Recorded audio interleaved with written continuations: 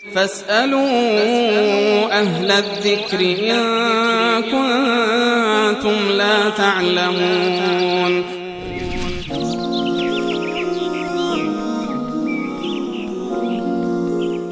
بیننده عزیزی پرسیدن که من یک سوالی داشتم، آیا ثواب هدیه قرآن به اشخاص زنده میرسد یا نه که هدیه بکنیم؟ بسم الله الرحمن الرحیم.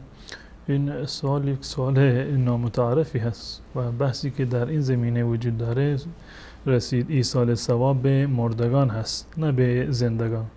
درباره ایصال ثواب به زندگان هیچ گونه اختلافی وجود نداره در میان فقها و همه یک دست نظرشون این است که برای فرد زنده اساساً ایصال ثواب جایز نیست و موردی رو هم نداره فردی زنده باشه مثلا کسی قرآن بخوره برای کسی که زنده هست، نماز بخونه، روزه بگیره، زکات بده برای کسی که زنده هست. حتی مواردی که برای مرده جایز هست و صراحتاً اومده در حدیث رسول الله صلی الله علیه و سلم درباره حج مثلا درباره عمره این هم قید شده و اینکه این فرد باید از دنیا رفته باشه یا اینکه بیماری مزمنی داشته باشه که نمیتواند که به حج برود یا امیدی نیست که به اصطلاح سلامتی خودش رو به دست بیاره. اما این که فردی زنده و سلامت هست حتی اون مواردی که برای مرده جایز هست و در شریعت اسلامی تعیین شده اونم به صورت کلی برای این فرد جایز نیست. یعنی ایصال ثواب به صورت کلی و اصلی برای فرد زنده جایز نیست. یک فردی نمیتونه برای کسی دیگری ایصال ثواب بکند، اعمالی رو انجام بده. اما میتونه مثلا کار صدقه‌ای رو اگر باشه، پدر و مادرش هنوز زنده هستند، یک کاری رو وقفی رو انجام میده، یک کار صدقه‌ای رو داره، میگه ثواب این عمل برای فلان انسان باشه، این جایز هست. اما در اعمال دیگر، عبادات دیگری که عبادات بدنی هستند مانند خوندن قرآن یا مانند حج رفتن، مانند نماز که خودش مکلف است میتونه انجام بده، در چنین موارد به اصطلاح ایصال ثوابی وجود نداره. و درباره مرده به صورت کلی که یعنی بحث اصلی که در این زمینه هست ایصال ثواب برای مرده هست. آیا برای مردگان یعنی ثواب تلاوت قرآن، ختم قرآن برای مردگان میرسد یا نمیرسد؟ این مسئله هم یکی از مسائلی هست که متاسفانه یعنی یک از مسائل جنجال برانگیز در واقع تبدیل شده به این نوع مسائل. و وقتی که ما به اصل این قضیه نگاه میکنیم میبینیم که به صورت کلی درباره ایصال ثواب صدقه، یعنی صدقه ای که یک فردی برای مرده خودش انجام میده، یک مالی رو یک جای صرف میکنه، یک وقفی رو ایجاد میکند یا یک مالی رو صدقه میدهد به خاطر مرده خودش که ثوابش به یک فرد مرده برسد. یا این که مثلا عمره باشه، فرد برای پدرش، مادرش، یکی از خویشاوندانش که از دنیا رفته میخواد عمره برود. یا این که میخواد که حجی رو انجام بده برای مرده خودش. این موارد از دیدگاه تمام فقها جایز، هیچ گونه اشکالی رو نداره. صدقه دادن، عمره رفتن و حج رفتن از دیدگاه تمام فقها جایز هست. اضافه بر این روزه گرفتن در حدیث رسول الله صلی الله علیه و سلم اومده برای کسی که از دنیا رفته و روزی بر عهدهش بوده. فرض بکنیم زنی یک مردی مثلا چند روز روزه قضایی بر عهدهش مونده بوده، نمیتونسته که اینو مثلا روزه بگیره. در روایت عبدالله بن عمر رضی الله تعالی عنه صراحتا اومده که من مات و علیه صیام و صام عنه ولیه. این مورد هم در واقع هست اضافه شده. منتها حتی در این مورد بعضی از فقها هم اختلاف نظری دارن، منتها در حدیث رسول الله صلی الله علیه و آله این ثابت هست و هیچ اشکالی رو نداره. این موارد متفق علیه است، هیچ گونه اشکالی رو در این زمینه نیست و ثابت هست از حدیث رسول الله صلی الله علیه و سلم و گفتار گران قدر ایشون. اما ایصال ثواب که به عنوان قرائت باشه، به عنوان قرائت قرآن باشه، مثلا کسی میخواد قرائت قرآن باشه برای یک ختمی میگیره برای مردگان خودش، به اتفاق تمام مذاهب ائمه اربعه جمع شدن، اجتماع کردن، مراسمی گرفتن برای قرآن خوانی و بخشیدن برای مردگان، این بدعت است. یعنی خود اصل مراسم میگن ائمه مذاهب مراسمی رو گرفتن به عنوان یک از شعائر، یک از حقوق مرده اینو قلمداد کردن، سوم هفتم که اون بازماندگان حتما بنشینند و مردمی رو بیارن در اونجا مثلا بنشینند قرآن بخونند یا احیانا یک فردی رو اجاره بکنند و مزدی بهش بدند که بنشیند قرآن ختم بکند. به اتفاق تمام علما چنین عملی بدعت هست و جایز نیست و هیچ گونه سابقه ای رو در تاریخ اسلام در قرون مفضله نداره، نه در زمان رسول الله، نه صحابه و نه ائمه بزرگوار ما.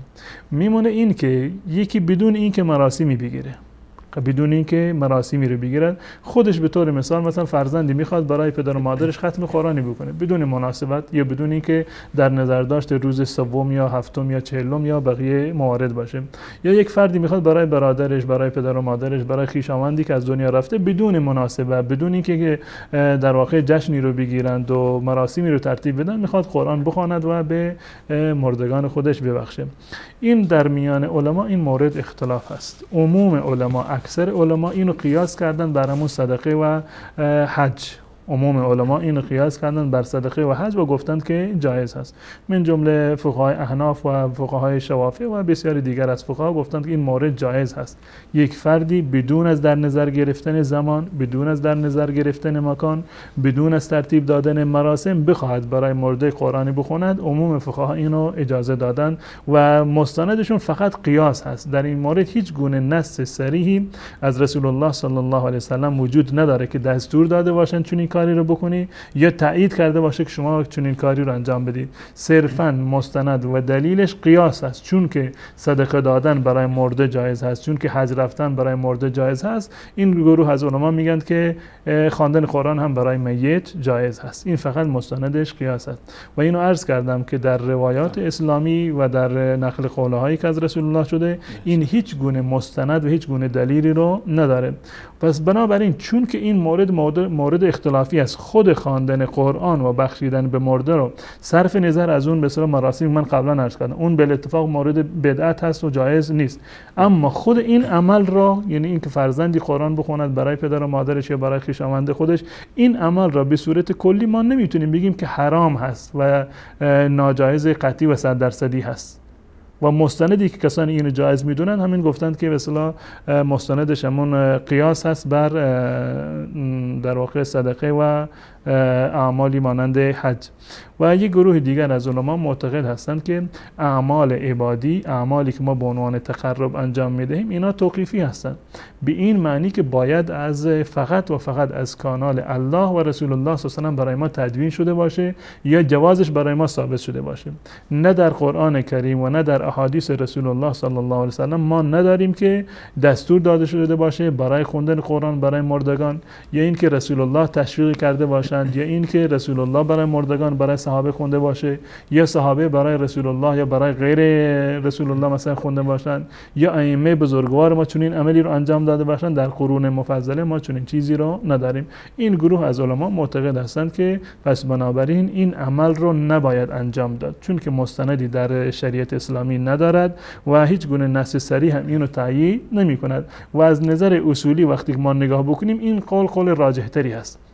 در یک جایی که نص صریحی وجود نداره و ما مطمئن نیستیم که این عمل حتما میرسد به مرده، چرا باید ما چنین کاری رو انجام بدیم؟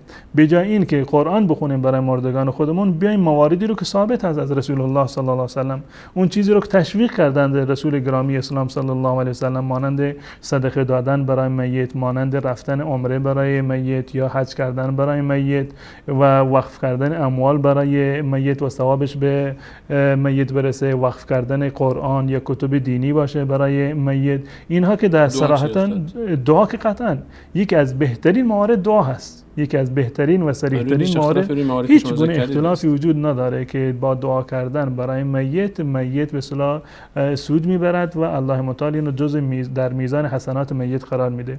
دعا کردن مورد اتفاق هست و صدقه دادن مورد اتفاق هست، حج عمره مورد اتفاق هست و عموم فقها روزه گرفتن رو برای کسی که روزه بر عهده‌اش هست، نه به عنوان روزه نفلی برای میت، این هم فقط جایز نمی، فقط در مواردی که برای یک فردی میتی روزه‌ای باشه ولیش میتونه به جای اون روزه بگیره، این مورد اتفاقی است. پس بنابراین ما باید در این زمینه اون چیزی که ثابت هست و متفق علیه هست اونو باید انجام بدیم. در حدیث رسول الله صلی الله علیه و آله میفرماند که اذا مات ابن آدم انقطع عنه عمله الا من ثلاث، زمانی که ابن آدم میمیرد، از دنیا میرود، عملش قطع میشه، یعنی اعمالی که به عنوان ثواب براش نوشته میشد اینا دیگه پایان مییابد مگر در 3 مورد. این 3 مورد رو هم رسول الله صلی الله وسلم تعیین کردند که یا اینکه صدقه جاریه‌ای باشه که برای یک بعد از خودش باقی گذاشته باشه، یا علمی باشه که مردم بعد از مرگش هم از اون انتفاع میکنن، بهره میگیرن، یا فرزند صالحی باشه او ولد صالح یدعو له، فرزند صالح و نیکوکاری انسان داشته باشه که برای پدر و مادرش دعا بکنه. اینا قطعی هست. پس بنابراین میتونیم صدقه بدیم،